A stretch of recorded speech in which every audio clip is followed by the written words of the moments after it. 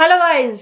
आज की वीडियो में हम जितने भी WB जेई में मोस्ट डिफिकल्ट क्वेश्चंस आए हैं इनऑर्गेनिक केमिस्ट्री में वो डिस्कस करने वाले हैं। So this is our part 1 for inorganic chemistry. Okay, अच्छा, शुरू करने से पहले लेट मी टेल यू, अभी भी registration is still open for WB JE crash course.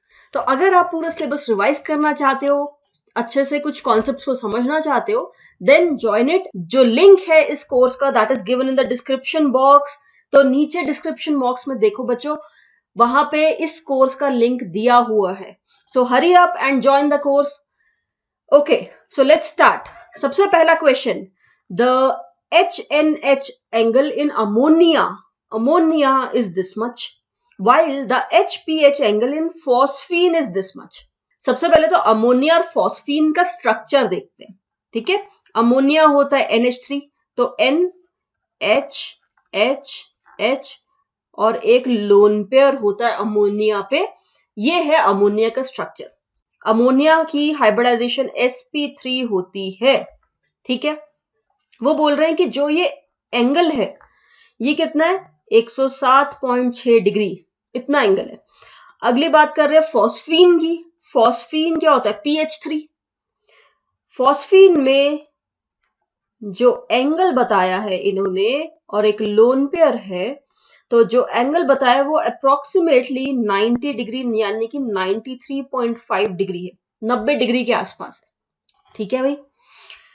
Relative to phosphine, the P character of the lone pair on ammonia is expected to be less, more, same। आपको बताना है कि जो ammonia का lone pair है, ammonia के lone pair में phosphine के लोन पेयर के मुकाबले P कैरेक्टर जो है वो ज्यादा है या कम है, ये बताना है।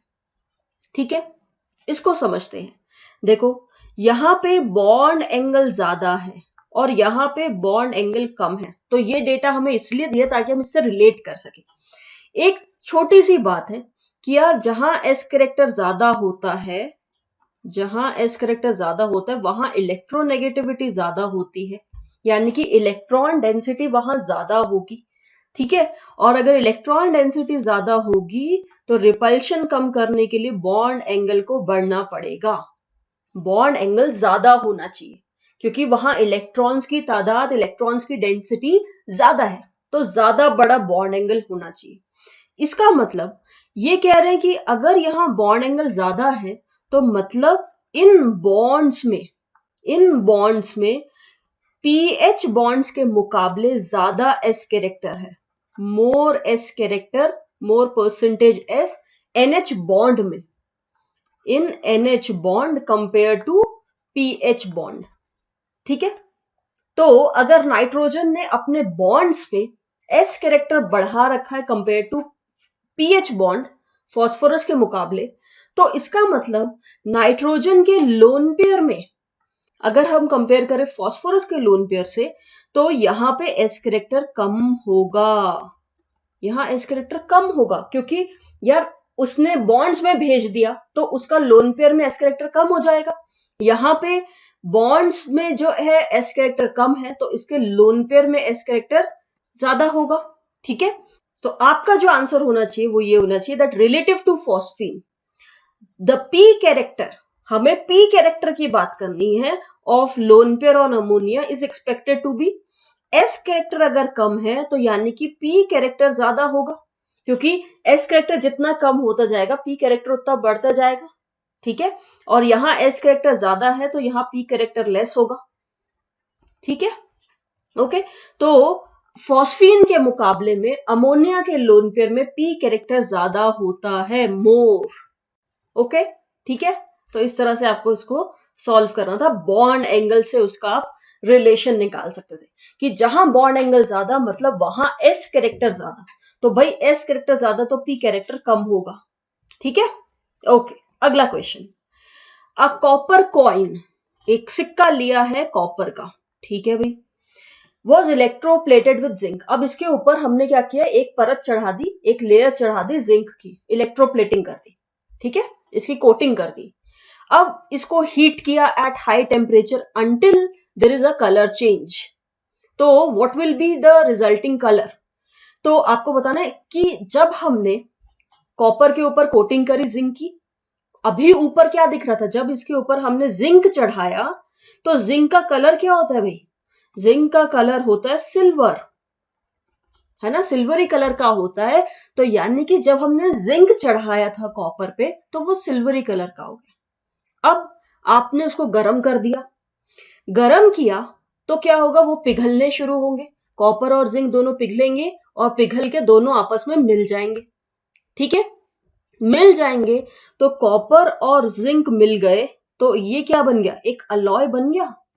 और इस अलॉय को क्या बोलते हैं, कॉपर और जिंक के अलॉय को क्या बोलते हैं हम, ब्रास, ब्रास बोलते हैं। ठीक है, कॉपर होता है ब्राउनिश कलर का और जिंक होता है सिल्वरिश कलर का, तो जब दोनों मिल गए तो क्या बना, एक अलॉय बन गया, दैट इज ब्रास। इस ब्रास का कलर क्या होता है, ये देखो, ये है गोल्डन कलर। जो हमारे दरवाजों पे हैंडल होते हैं या नट्स होते हैं वो ब्रास के हैं, ये गोल्डन कलर के होते हैं।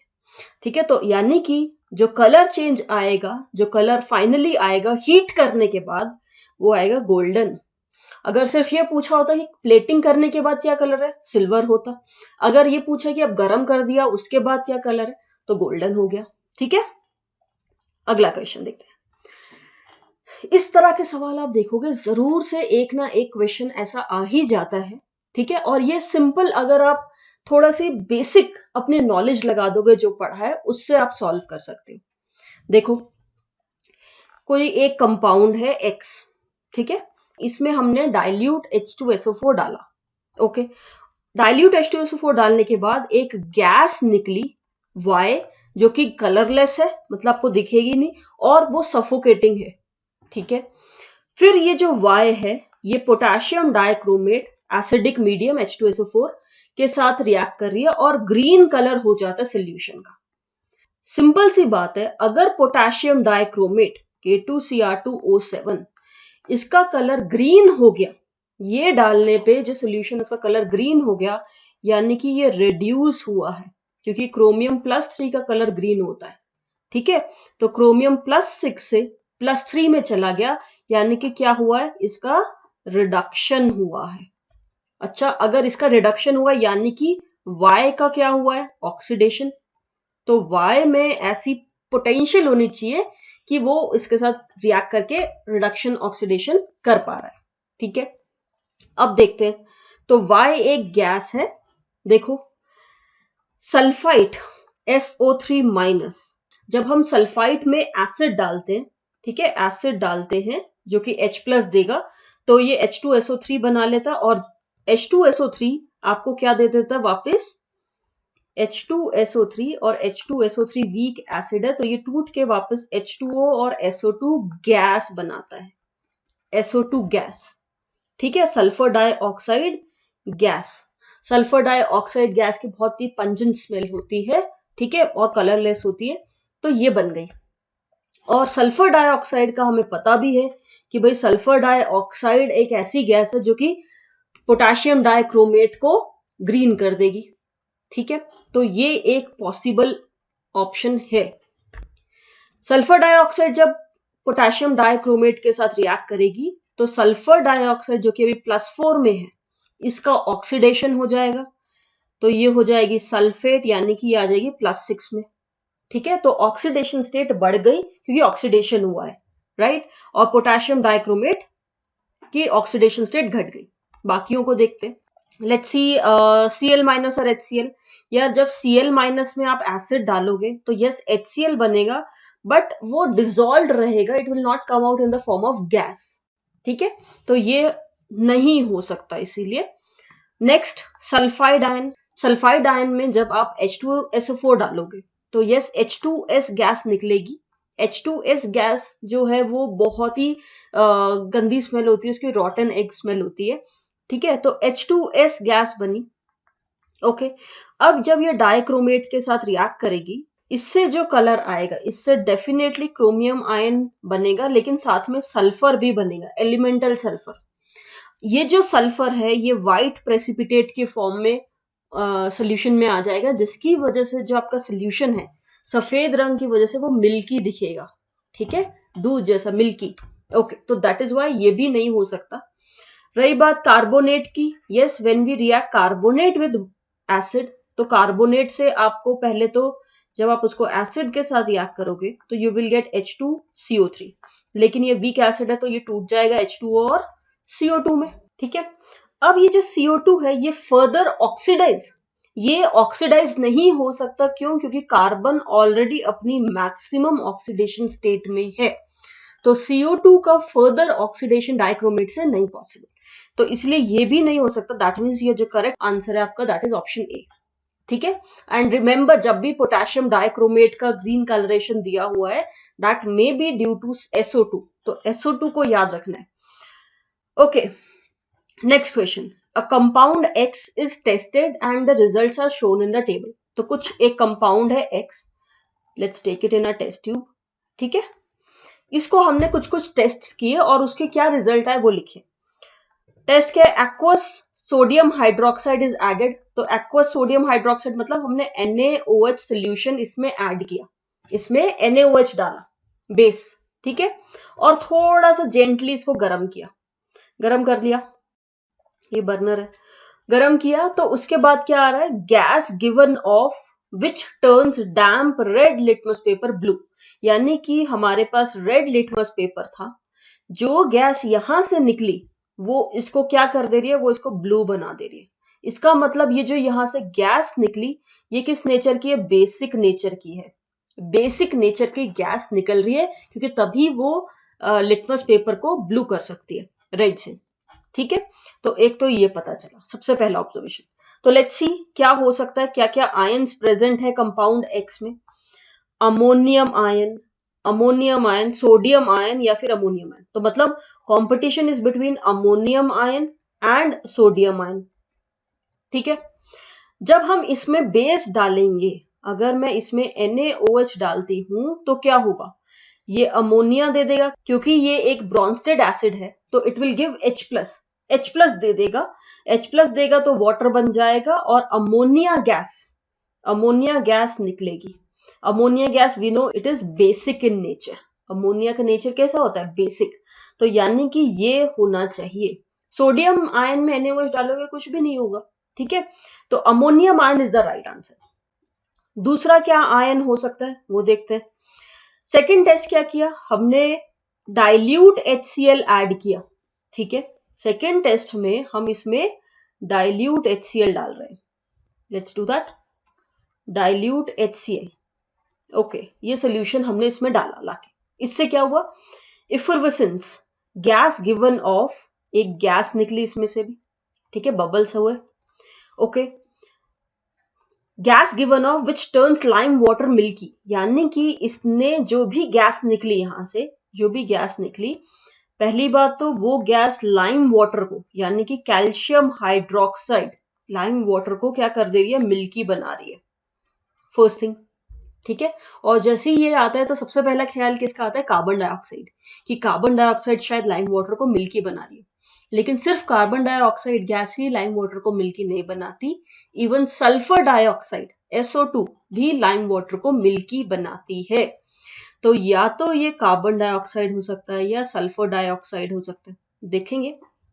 दूसरा क्या दिया हुआ है, and acidified K2Cr2O7 paper green, ये एक बहुत ही इंपॉर्टेंट ऑब्जर्वेशन है, क्योंकि इससे आप डिस्टिंग्विश कर सकते हो कि कार्बन डाइऑक्साइड होगा या SO2 होगा। जब मैं इसमें जो भी गैस है इसके साथ मैं पोटेशियम डाइक्रोमेट पेपर लूं, यहां पे मैंने एक पेपर ले लिया पोटेशियम डाइक्रोमेट का, एसिडिफाइड कर लिया उसे, और ये ग्रीन हो गया ये पेपर, दैट मीन्स वो क्रोमियम 3 बना लिया, राइट। ग्रीन होने का मतलब है कि क्रोमेट आयन में क्रोमियम का रिडक्शन हो गया, क्रोमियम+3 बन गया। वो कौन कर सकता है, क्या CO2 कर सकता है, नहीं, CO2 में कार्बन ऑलरेडी अपनी मैक्सिमम ऑक्सीडेशन स्टेट पे है, वो पोटेशियम डाइक्रोमेट के साथ रिएक्ट नहीं करता, लेकिन सल्फर डाइऑक्साइड करता है, तो सल्फर डाइऑक्साइड होना चाहिए सही आंसर। अच्छा, सल्फर डाइऑक्साइड जब लाइम वाटर के साथ रिएक्ट करता है क्या देता है, CaSO3, CaSO3 की वजह से इसकी वाइट टर्बिडिटी होती है, जिसकी वजह से सोल्यूशन जो आपको मिल्की दिखेगा। सो क्या आयन होना चाहिए, सल्फाइट आयन, कार्बोनेट, कार्बोनेट या सल्फेट। देखो कार्बोनेट तो हम ऑलरेडी रिजेक्ट कर चुके हैं, क्योंकि कार्बोनेट आयन में जब हम HCl डालेंगे तो उससे CO2 गैस बनेगी। ठीक है, तो CO2 तो हो नहीं सकता, क्योंकि वो इस पेपर को ग्रीन नहीं कर सकता, तो B नहीं हो सकता, C नहीं हो सकता। रही बात सल्फेट और सल्फाइट की, sulphite is SO3 2-, sulphate is SO4 2-। इनका सिंपल सा टेस्ट है एसिड। जब हम सल्फाइड आयन को एसिड में डालेंगे, अगर मैं SO3- को एसिड में डालूं तो ये आपको SO2 गैस देती है। ठीक है, लेकिन अगर हम सल्फेट को SO4 2- को एसिड में डालते हैं तो इससे कोई गैस नहीं निकलती, नो गैस इज इवॉल्व्ड। तो यानी कि सल्फेट आयन भी नहीं हो सकता, it should be sulphide ion. तो option A is the right answer. Ammonium ion है उसमें और सल्फाइड आयन है, यानी कि एक्स क्या है, ammonium sulphide, NH4 Holt wise SO3। ठीक है, तो इस तरह से आपको ऑब्जर्वेशन को स्टडी करना है और उससे डिसाइफर करना है। ओके, चलो let's see this question. Which statement is not correct, not correct for ortho and para hydrogen. Ortho and para hydrogen क्या होते हैं ये? देखो हाइड्रोजन जो है वो मॉलिक्यूलर फॉर्म में एग्जिस्ट करती है, मतलब H2 की फॉर्म में एग्जिस्ट करती है, जिसमें कि 2 हाइड्रोजन है, राइट। दोनों हाइड्रोजन में एक एक प्रोटॉन होता है और एक इलेक्ट्रॉन होता है। ठीक है, ओके।